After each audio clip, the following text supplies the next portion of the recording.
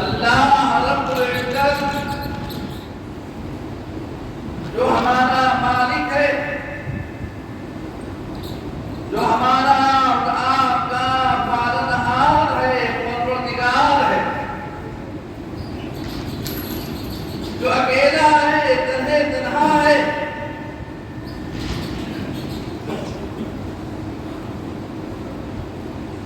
وہی پروردگار عالم عزت اور ذلت کا بھی مالک ہے۔ قل اللہم مالک الملک،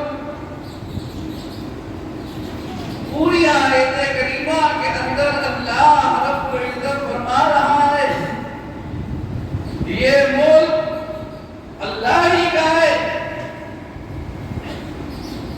جس کو چاہے عزت عطا کرے، جس کو چاہے ذلت عطا کرے، وہ اللہ ہر شے کے اوپر قادر ہے۔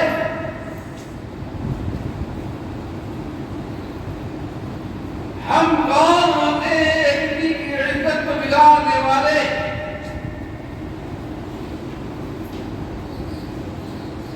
اور ہمارے ذلیل کرنے سے کوئی ذلیل ہو سکتا ہے؟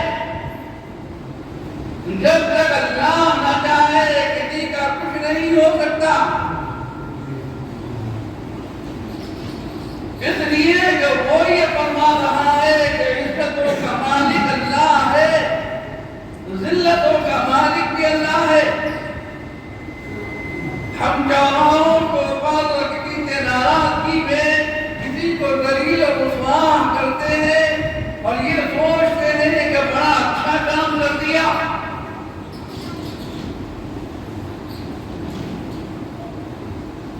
ہم لوگ عزتیں تلاش کرتے ہیں دولت مندوں کے پاس، یہ سمجھتے ہیں کہ عزت ان کے پاس ہے۔ عزت نہ دولت والے کے پاس ہے، نہ غریب کے پاس ہے، عزت اس کے پاس ہے جو اللہ اس کے رسول کا ہے۔ عزت اس کے پاس ہے کہ جس کے سینے کے اندر اللہ نے اپنی محبت کو رکھا ہے، اللہ کے رسول کی محبت ہے، اور محبت حضرات اہل بیت ہے، جس کے سینے میں اللہ کا کلام ہے، اللہ نے اسے عزت عطا فرمائی۔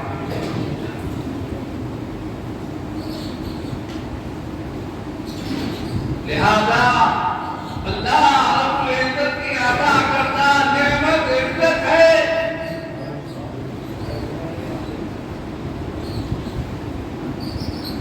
لوگوں کی عزتوں کو خراب مت کرو، کہیں ایسا نہ ہو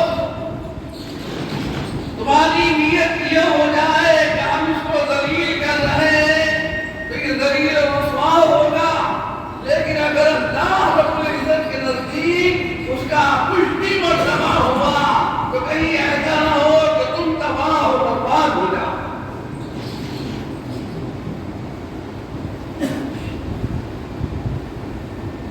لوگوں کی عزت کرو، ان کا احترام کرو، ان کی تعظیم کرو، چھوٹوں سے محبت کرو اور ان نفرتوں کو دور کرو۔ اگر کسی میں ناراضگی ہے تو صلح کراؤ، دل سے حسد کو، بغض کو، کینے کو، عداوت کو، نفرتوں کو نکالو۔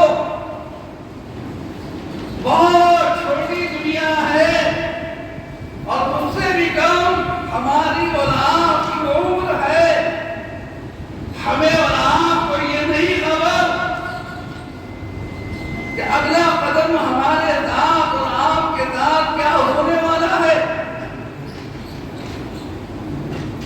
موت انسان کے قریب ہے، انسان موت کے بہت قریب ہے، کب موت واقع ہو جائے کچھ خبر نہیں۔ ارے اللہ ہی نے بھیجا ہے، جب تک اللہ چاہے گا ہم اور آپ دنیا کے اندر رہیں گے، اور جب وہ چاہے گا اس کا حکم آ جائے گا تو آنن پانن میں انتظام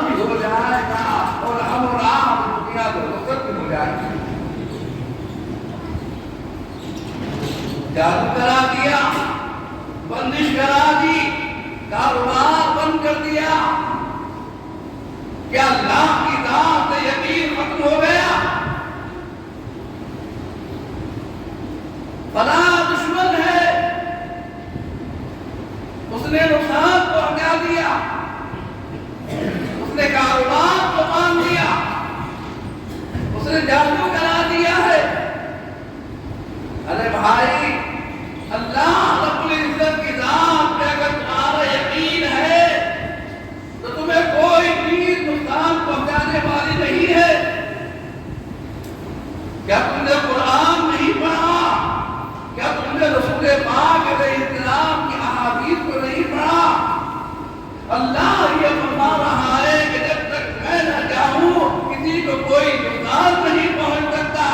تم دوائیں کھاتے ہو، اللہ کا حکم ہوتا ہے تو وہی دوا تمہارے لیے شفا بنتی ہے، اور اگر حکم ختم ہو جائے اللہ رب العزت کا تو وہی دوا تمہارے لیے موت کا دوا بن جاتی ہے۔ اللہ رب العزت کی ذات پر یقین رکھو۔ میں نے آپ سے شروع میں کہا کہ عزت و ذلت کا مالک اللہ ہے۔ اللہ کی ذات پر یقین رکھو، جب تک اللہ نہ چاہے کوئی نقصان نہیں پہنچا سکتا۔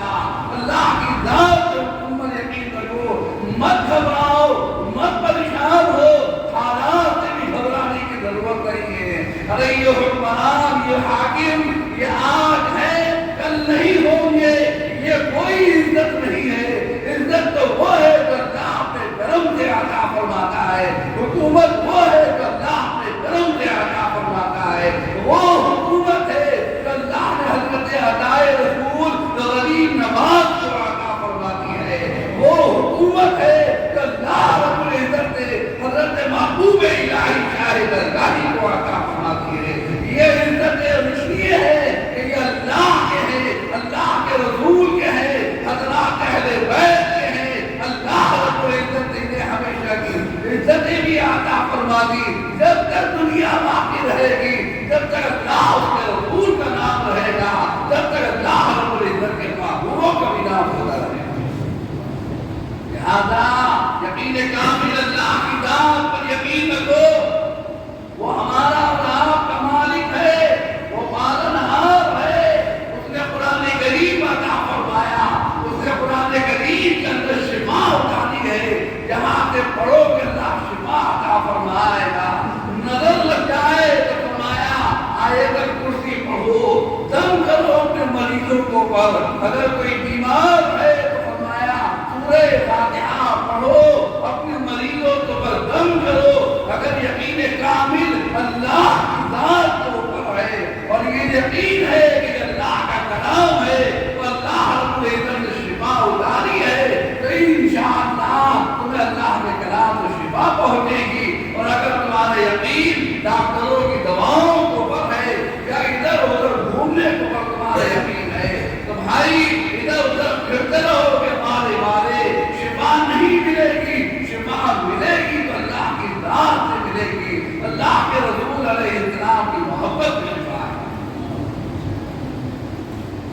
اس لیے کہہ رہا ہوں کسی کو نقصان پہنچانے سے نقصان نہیں پہنچتا ہے جب تک اللہ نہ چاہے۔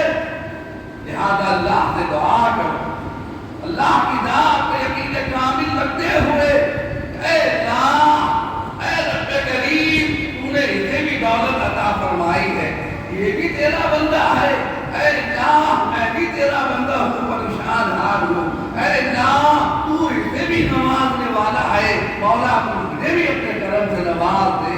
اور اے اللہ، میری عمر میں، میرے مال میں، میرے کاروبار میں برکت عطا فرما۔ یقین کامل ہے جب یہ دعا کرو گے اللہ رب العزت تمہاری دعاؤں کو قبول فرمائے گا۔ دلوں کو صاف رکھو، دلوں سے حسد کو، بغض کو، کینے کو، عداوتوں کو نکال دو۔ ایک مسلمان کا کام یہ نہیں ہے کہ نفرت پالے، ایک مسلمان کا کام یہ نہیں ہے کہ دل میں حسد رکھے اور وہ عبادت کرے۔ تو بھائی عبادتیں کیسے قبول ہو جائیں گی اگر دلوں کے اندر حسد ہے، بغض ہے، کینہ ہے؟ عبادتیں تو تب قبول ہوں گی جب دل کے اندر اللہ کی محبت ہوگی، اللہ کے رسول کی محبت